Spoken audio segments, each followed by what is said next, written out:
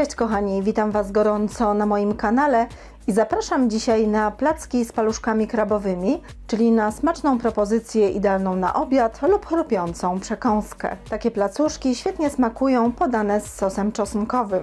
Zapraszam do oglądania filmu. Składniki: paluszki krabowe kroimy na mniejsze kawałki.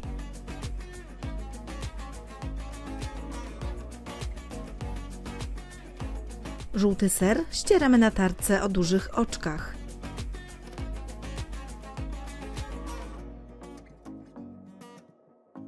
Szczypiorek z dymki drobno siekamy.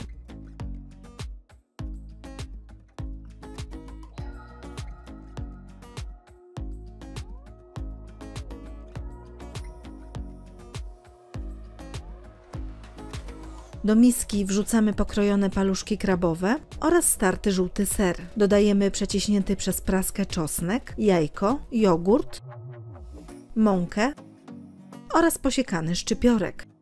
Wszystko doprawiamy do smaku solą, czarnym pieprzem i dokładnie razem łączymy.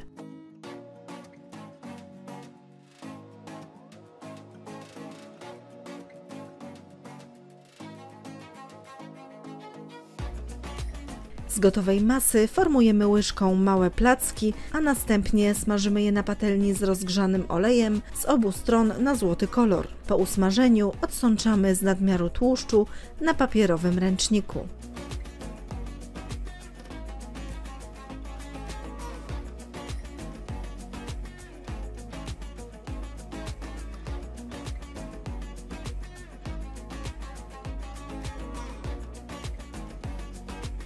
Po więcej pysznych przepisów zapraszam na mój kanał Smakowite Dania oraz na stronę smakowitedania.com.